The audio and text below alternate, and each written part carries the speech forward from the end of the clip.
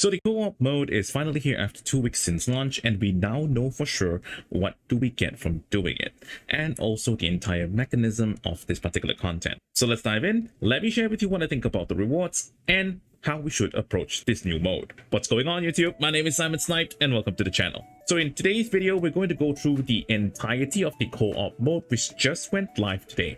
It is currently having a little bit of a connectivity issue as far as I'm concerned, but it's not too serious that it actually breaks the game just yet. Hopefully in the days to come, it can be improved, but enough with that.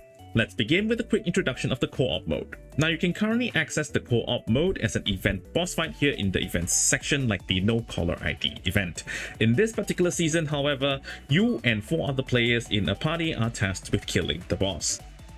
The win condition is very simple. You either survive while doing DPS until the timer runs out, or you get killed by the boss before you arrive at the end of the timer. Although the second condition isn't exactly a winning condition, but your scores can still be tabulated and rewards are still given based on the total amount of damage your entire team accumulatively done to the boss. Now, every day until the event ends, you are given a total of 3 entries that yield the event tokens. You can keep playing with your friends after you finish all 3 entries, but they will not yield any more event tokens, and I honestly super appreciate that they did this to the game. At the very least, we can just keep on playing, even though there is not much of a reward, but at least they let you play it, right?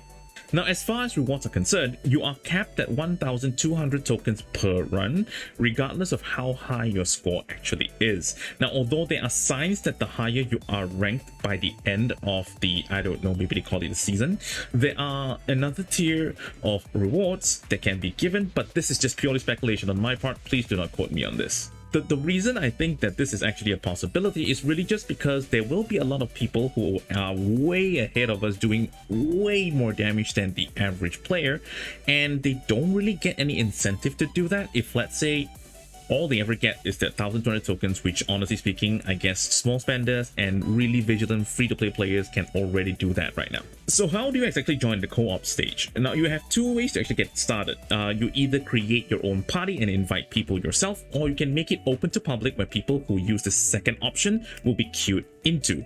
Once everyone is ready, the game may begin. You are then given 30 seconds to decide one unit which you will be controlling throughout the entire fight, and the burst mechanism here is applied as well. What I mean is, if you're missing a burst 1 or a burst 2 unit within the entire 5-man team, your burst 3 skills will never be able to activate, just like how it is in the normal campaign mode. So do keep that in mind. Now, the battle will begin when the timer runs out or when all players are ready. Now, during the battle, all players are required to control their individual Nikke, which includes firing your basic attacks and also triggering your burst skills, because the auto mode is not available. So when the burst gauge is finally filled, the burst 1 units will then be able to see the available option to trigger their burst skills on the right side of the screen. The first person who taps the burst skill technically will trigger it, so it's really a fight for who actually triggers it first. But definitely, if you only have 1 burst 1 unit in the entire team, there's no competition. If there's only 1 burst 2, there is no competition. But when it comes to, let's say, multiple burst 3 units, it's better to identify which one of you actually has the highest level of skill.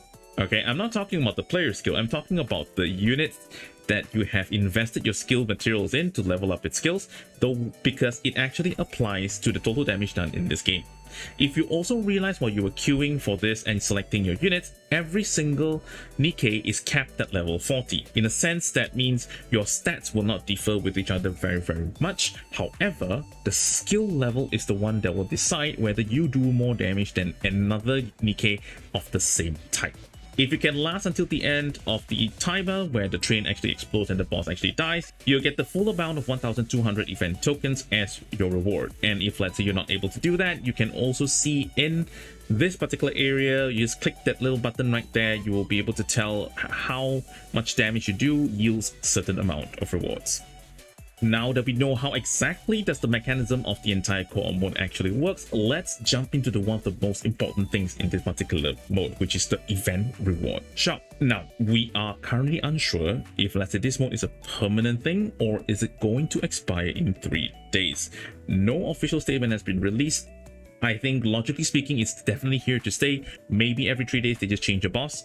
I don't know, but because there's no official statement, I'm not going to just say it just yet.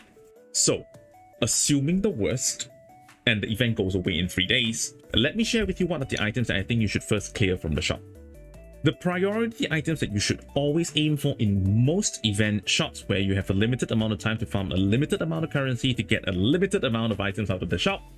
So many limited. Your priority is super simple.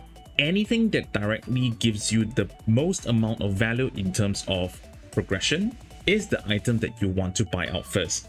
So the simplest way to see this is your battle data EXP, your credit boxes, your core dust sets.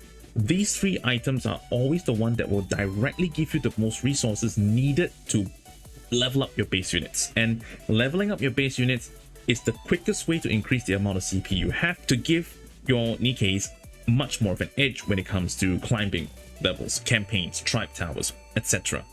So in the event shop, there's also 2 different variants of these credits, battle datas, and core dust. There's the 1 hour variant and there's the 12-hour variant.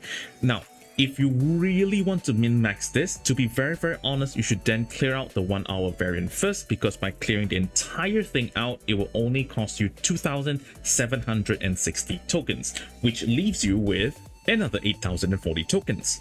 Now, what you can do with the remainder of the 8,040 tokens, you actually have 2 choices. You can either dump it all into trying to get the 12-hour variant of the credit, battle EXP, and also the core dust, or you can dump it all trying to get gifts and use whatever is remaining to buy the 12-hour variant of the 3.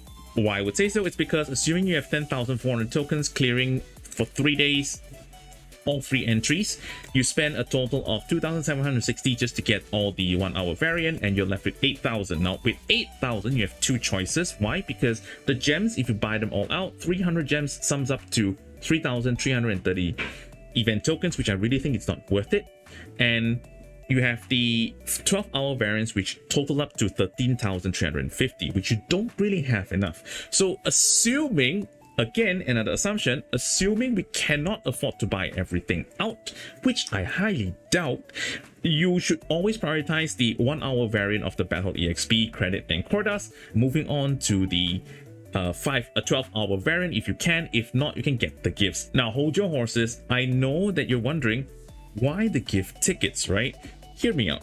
So every single time a Nikke increase in bond level, they increase 3 different stats. They increase in HP, attack, and defense.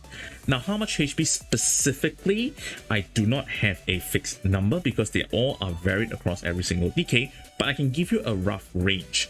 Every single rank up in bond gives you an additional 1,300 and above, or slightly plus minus amount of HP, and a total of approximately around 30 attack per bond level, and the defense is about 5 to 10 per bond level. So at the earlier bond levels, you only require very little amount of EXP to actually increase in that, and that's why getting the gifts actually might not be such a bad idea.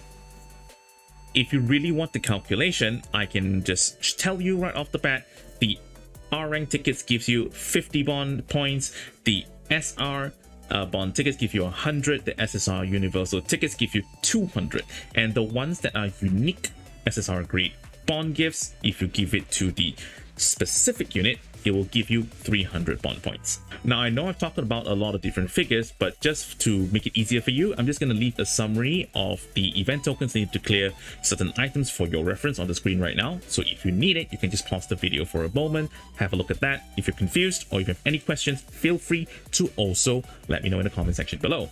And that's all I'd like to share about this co-op mode right now, because we really just got it. I don't have too much of information to share just in case, but if let's say there's something important that I feel like I should be sharing with you guys, I will create another video for that. Now, the first boss we got for this particular mode is the same one as the one that you are fighting against in Interception level D, known as the, how do you pronounce this? Altyson, the train, right? The train. You're probably familiar with how to beat him anyway, so I will not touch on strategies on how you would want to do that. Now, hope this quick little video is actually helpful to you guys and it's able to clarify anything that you might be confused about. And if you have any further questions, do leave it in the comment section below. I will answer them to the best of my abilities. And until the next video, I'll see you guys again soon. Bye.